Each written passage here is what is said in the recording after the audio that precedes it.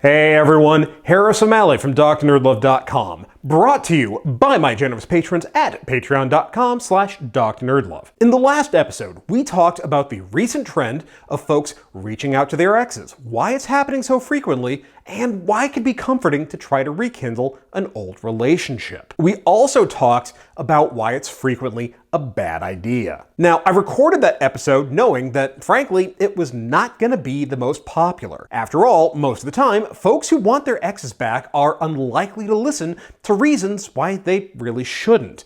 More often than not, once a person's decided they want to get back with someone, especially someone who dumped them, they've already made up their minds and they don't want to be talked out of it. They just want to know how to do it. Now, how to get your ex back is an almost absurdly popular topic, one that a lot of folks have very strong opinions on. You've got the no contact folks who will tell you that just shutting them out makes them come crawling back to you. You've got the get revenge fit types who say the best way to get your ex back is to get so hot they can't possibly resist you and regret having ever left. And then you've got the, and I'm being serious here, witch doctors who want you to know that if you want your ex back, or you want to cure your impotence, or curse a rival apparently, then the best thing you can do is contact some rando who advertises by spamming in the comments on any article that even vaguely mentions getting back with your ex. I mean, seriously, just check the comments on this episode. I'll even relax the filter to let some of them in. I'm really not kidding when I say witch doctors. That is literally what they are calling themselves half the time. Now, with all of that having been said,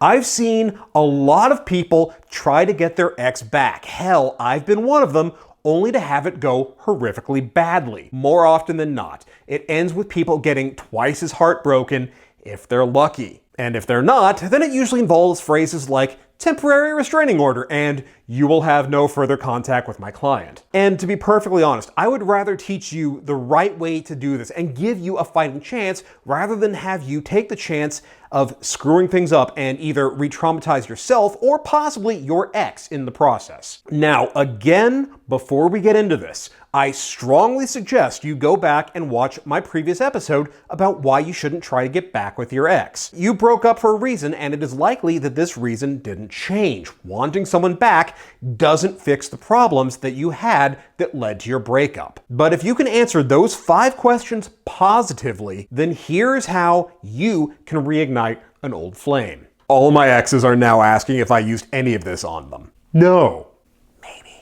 The first step to getting your ex back, you need some distance. If you're going to try to get back together with an old girlfriend or a boyfriend, then you need perspective to see what went wrong and why it ended. You simply can't do that while the pain is still fresh. You're too close to it to be rational. Just as importantly, you have to have actually changed. And they have to have had time to get over the breakup themselves and move past whatever it was they were feeling at the time. Breakups are very rarely fun for anyone, even the person who's doing the dumping. And if you try to get back together too soon, then everyone is still gonna be raw and angry and hurt. That's only going to get in the way of even trying to get back in contact. Never mind actually talking about maybe getting back together. But you also can't just be sitting around waiting. This is not about running down the clock and waiting for X number of days or weeks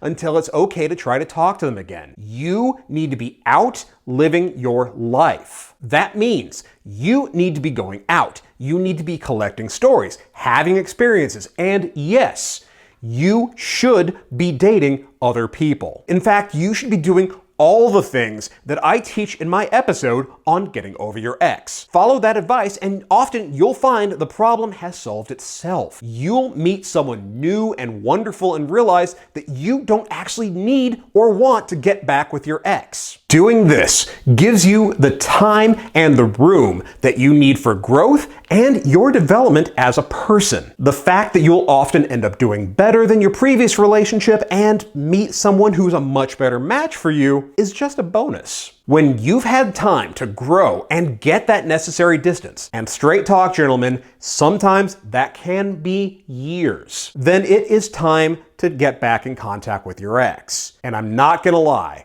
this part is tricky. It is very hard to reach out to your ex in a way that doesn't seem fake, disingenuous, or incredibly obvious. It's the old high fidelity issue. Your ex isn't going to want to be part of whatever existential crisis you're going through or feel like that you're just trying to relive old glories. They're going to want a new relationship, not a replay of an old one. Now, we'll get into how to handle that in a moment. For now, you want to focus on a way of getting back in contact that feels natural and organic rather than forced and artificial. A lot of folks, including some dating coaches whose work I really admire, will suggest leveraging mutual social circles, finding reasons to be in contact with your ex's friends so that they'll say, hey, I saw your ex last week, he's really changed, and then ideally your ex contacts you. Speaking strictly for myself, I find this a little too manipulative for my taste. It's the sort of thing that can backfire really easily or just plain not work, especially if it wasn't an amicable breakup. In my experience, I found that it's easier and feels much more natural when you run into each other at a social event or if she reaches out to you without your having to prompt it. The former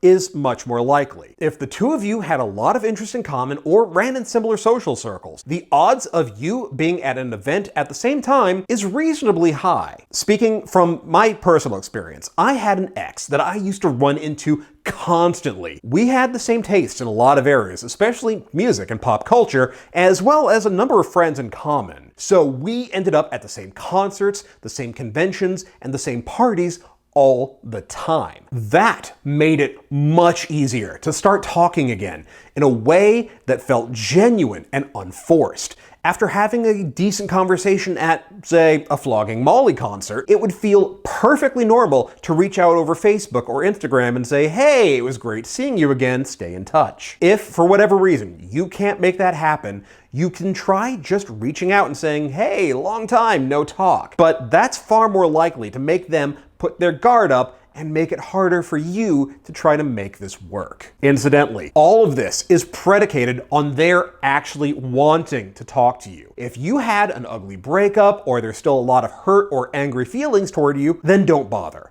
You're pretty much dead in the water. Doubly so if they blocked you on social media. Trying to force things or get around the block is how you end up on the receiving end of a restraining order. It is important to note, when you talk, you are not going to bring up the relationship right away. Definitely not when you get back in contact for the first time, and ideally not the second or even really the third. You want to wait until things are cordial again, and it feels at least somewhat normal to be talking to them. When it does, when it feels normal again, that's when you're going to say, hey, I just want to say this and get it out there, and then I'm going to drop it. I've been thinking a lot about what happened between us, and I just want you to know I'm sorry. Now, I don't care if you feel like you were perfectly blameless in this. Breakups are very rarely a one-sided affair, but even if you were, you need to own your about how things ended and what led up to the breakup and apologize. Relationships can't move forward when there are unresolved issues lingering like a fart in church. You need to be willing to help them get closure. And please notice very carefully, I don't mention they're apologizing to you. It's great if they do. In fact, that is a very, very good sign. But if you're going to try to get back together, then you need to have forgiven them already. If you need an apology from them, then you aren't ready to try to get back together with them, and you likely aren't doing so for the right reasons. I know this feels unfair. I get that. I know that you probably feel like you were the wronged party in all of this. But straight talk, you're the one trying to rekindle things and get this relationship back. Ultimately, this is going to be on you. Now, here's the most important part of this conversation. Once you've said your piece and apologized, that's it. You don't try to angle for a date or bring up the possibility of getting back together. All you are doing is trying to close the loop on a lot of what happened in your past and start over with a clean slate. The goal here is to ensure that the lines of communication are open and that any lingering issues between you two have been resolved. Doing that is what makes it possible for you two to actually start talking again and maybe seeing each other socially. But here's the thing, when I say you have a clean slate, I mean it. You need to treat this like the two of you haven't dated before. They're someone that you find attractive that you're starting to get to know. The reason why you want to do this is because what you're doing isn't restarting your previous relationship. You have to build a new relationship with them as though they were a new person. You cannot, and I repeat, cannot rely on old patterns or fall back on old routines. That just means you end up making old mistakes that lead to new pain. By that same token, as things progress and you start to get closer, and if you are at a point where you might try dating again, you can't date the way that you used to. Again, those old patterns are just going to be reminders of what went wrong. You want to build trust with them and get to know them as a new person and let them see you as a new person, not the version of you that they remember and critically didn't want to date anymore. But the most important thing is that you need to be patient. This is a process that is going to take time. It takes time for you both to grow and heal. It takes time to get comfortable with one another again, and time to get to know each other again. If you rush this, that is a sign that you are not in the right headspace to get back with your ex, and it's going to go wrong. Now, does this seem like a lot of work? Well, that's because it is. When you're trying to get back together with your ex, you're having to work to overcome a lot of baggage and history with someone before you can start building something new. Trying to get back with an ex means that it's going to take twice the effort to get where you want to go instead of letting go of the past and finding someone new. Someone you don't have this history with. Getting back together with your ex is always going to be a lot of work on your part. You have to be the one to decide whether it's worth it. Now, if you've gotten through all of this and you're thinking, you know what? It would be better for me to start dating someone new. If you're ready for a masterclass in how to develop the skills to transform your dating life and find that special someone when you're ready, then you'll want to sign up for the beta test of the Dating Accelerator program, an 8-week seminar where I will be teaching you and a limited number of students how to transform your dating life and help you find the social success you have always dreamed of. Now, as I've said before, I've extended the signups for this because of the pandemic, and I wanted to make sure that everybody had a chance to get settled and feel more secure before deciding whether it is time for them to invest in themselves. But straight talk, the signups will close soon.